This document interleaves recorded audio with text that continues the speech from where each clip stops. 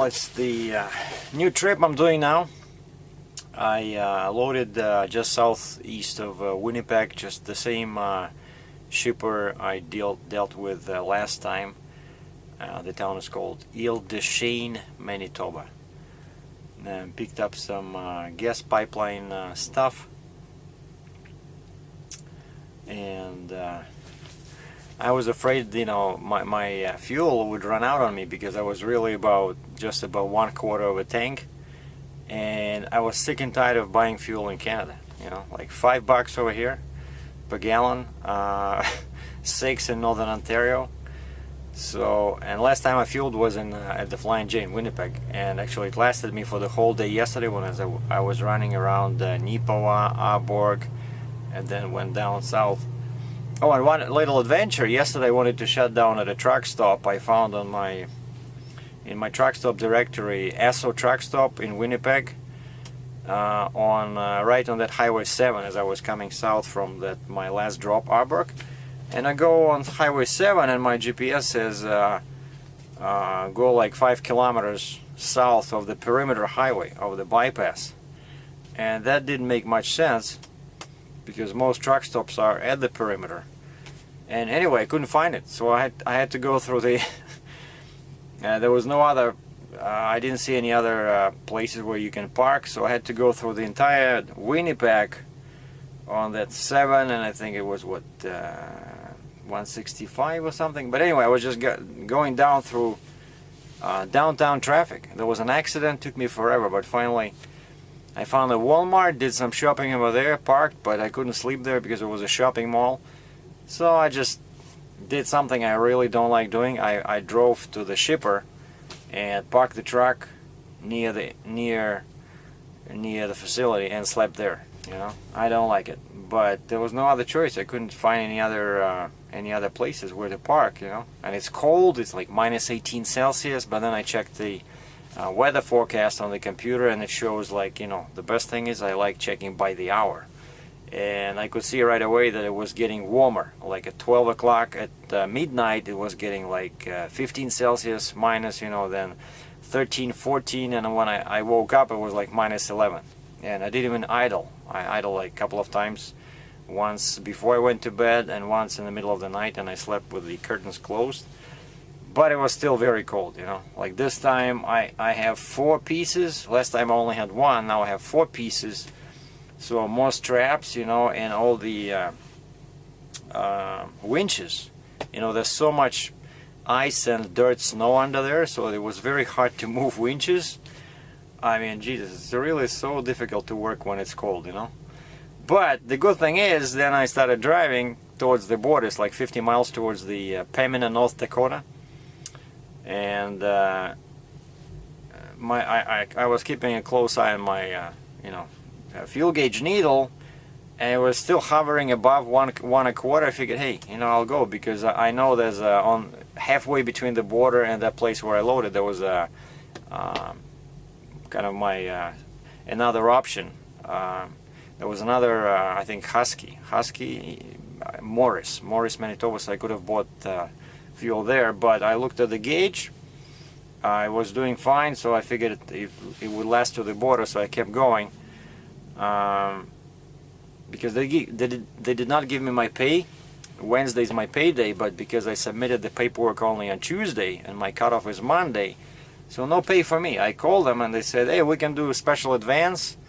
I said, wait a second, I just got a loan, you know, I don't need to create a kind of emergency impression, you know, but I have money, but it just, you know, it would be nice if you would have paid me, you know, now, because of all the holidays and stuff like that. Anyway, they didn't. So I go to the border, they send me through the X-ray, search the truck, you know, the whole 9 yards. But then the good news is that now there's exit 215, just like 2 miles south of the border. It's called Gas Track. And I knew that I had to buy fuel here, because my next stop where I can, you know, buy cheap fuel is that Petro or Love in Fargo, and it's 3 hours from here. So no way my fuel would last that long. And as I'm turning into this area, I see a big sign that says diesel. Are you ready for this? Are you sitting down? Are you sure? Okay.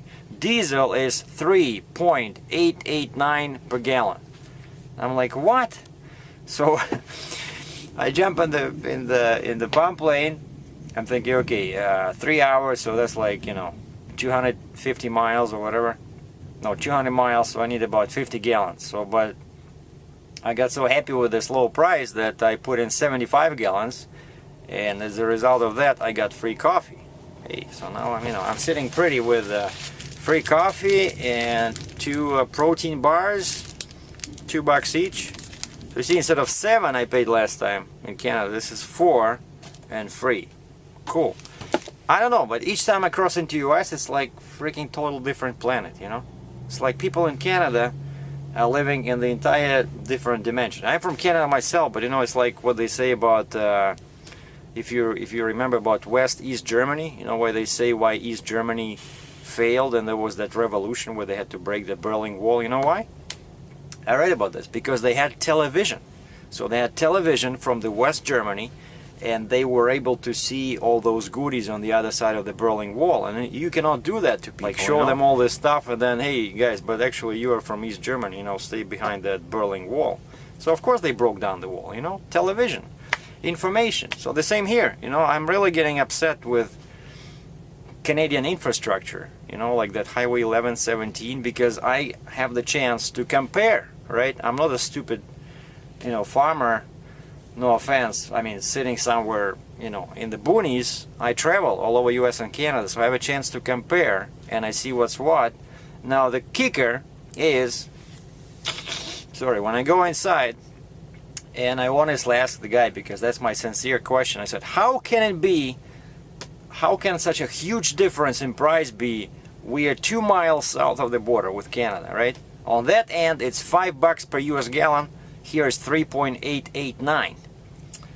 And the guy looks at me and he's like 300 pounds, you know, he's like really calm, peaceful. And he says, hey, it's Canadian diesel. I said, what? He says, this diesel they get from Canada. Now, and that's the purpose of this rant. The same shit, right, that's produced in Canada costs almost 50% more than here. Well, okay, 40%. $5 there, $3.88 here. Unbelievable. And of course now it's much warmer, it's much nicer. I'm on a freeway. No more 2-lane highways for me, thank you very much. So my next stop is Fargo, and then I'm gonna shut down in Sauk Centre, Minnesota. But now I'm just trying to find a load because I'm delivering Friday, you know, around noon in Michigan, and I just learned that everybody's gonna have a short day already on Friday. So I want to check my computer and go to Rants, the load board, and see what's what. So, cheers! I love America.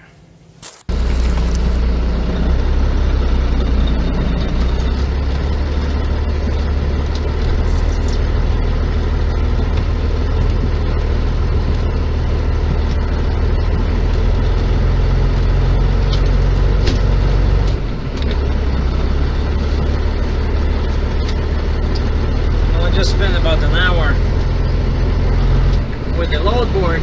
Talked to one guy that was a load paying $12,000 going to Alberta.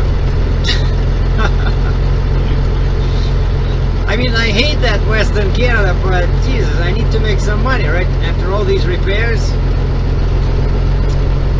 And it was a double drop load, but look at the wind. See, so I'm gonna be going in the opposite direction from where I'm going now, so it's gonna be blowing to my passenger door, and you can see the price, $3.88 diesel, Canadian diesel. So I wasn't lying. Turn left, Highway 171, West Stansman Street.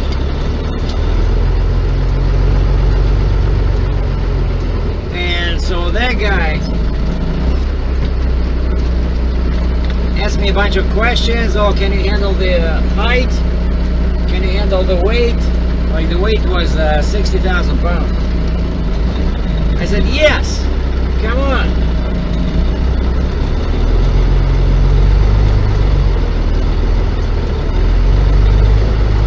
The only problem I had was expect this to load today. After 300 meters, turn left. Interstate 21 I said, southbound. US 81 southbound. ask them if they can, Then take the freeway. fuck. Ask them if they can wait till Friday.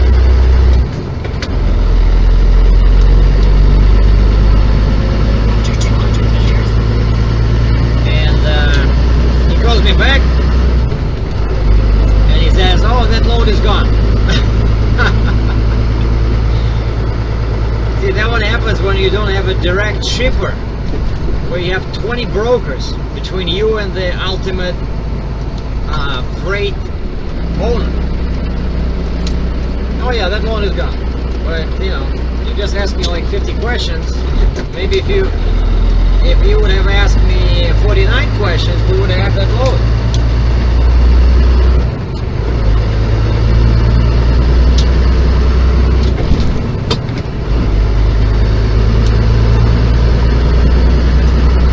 This is I-29, North Dakota to South Fargo, which is 2.5 hours away from Pembina.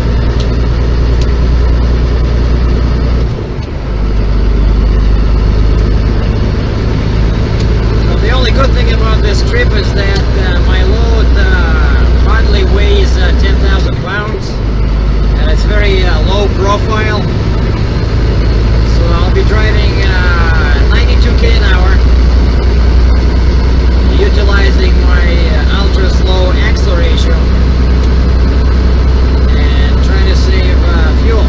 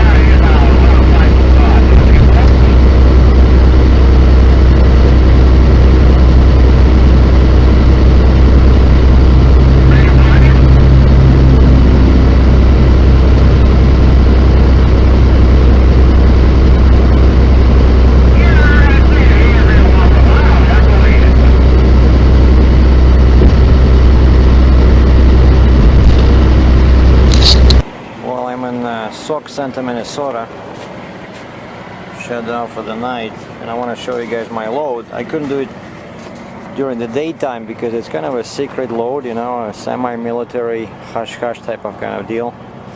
And what these are, I signed a piece of paper, you know, promising not to film anything during daytime. So what these are They look like gas meters, but actually these are special military potato guns. And not few people know that Michigan, the government of Michigan, has been waging a secret war with the government of Ontario, who managed to sign a contract a long time ago to ship thousands of trucks of garbage from Ontario to Michigan.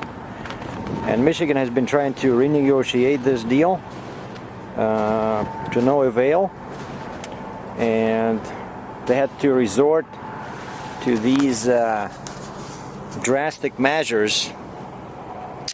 And what happened is that they found out that Manitoba has secret laboratories where they grow huge potatoes, you know, and those potatoes must be the size of this pipe, right? So it's kind of like a kid's, you know, the toy, the potato gun, only this one uses special potatoes. They go in one end, and those potatoes have a computer chip in them, and basically they are heat-seeking potatoes. So they're going to install these on major highways and freeways on the American side, and what they do is they do a circle. When they shoot them, they do a circle over a truck, and then they follow the exhaust heat signature, and they block the exhaust, and the truck is disabled. And the cute thing, it took them a while to figure this out, but they put that chip in, so if the you know, many trucks have dual exhaust, and this at first baffled the scientists of Manitoba, but they installed that chip, so that potato, when it flies over the truck, it can automatically determine how many pipes it has, and if it has 2 or 3 or 4, that potato splits into parts, and you know, each part goes for its own exhaust pipe. So now this box in the middle, that's where the operator sits, and these are basically suicide missions. So the lifespan of each soldier potato shooter is very short, pretty much 1 day. So what they do is they nailed you in and give you enough food and water and some Playboy magazines, you know, just to last you 1 day, and that's it. Then they just you know, take the body out and put in a new shooter. So you really have to be dedicated, you know, kind of person to operate these, but that's why I'm showing you this video at night, only using my laser Landstar flashlight. So don't tell many people about this, because, you know, like I said, it's a hush-hush kind of deal, but going to Michigan to help in this secret war against Ontario garbage. From Sauk Centre, Minnesota, I'm Sergie Dratchev. Thanks for watching. Sorry, forgot to mention one more thing. Here's what my truck's front end looks like now. This is what I had to do when I was going through those tundra conditions in northern Ontario.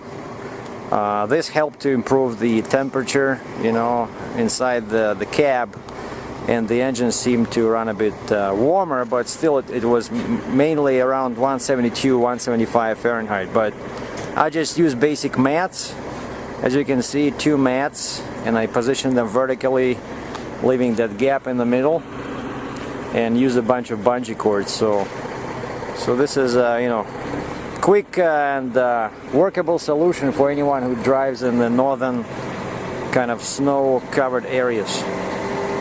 All right, that's it.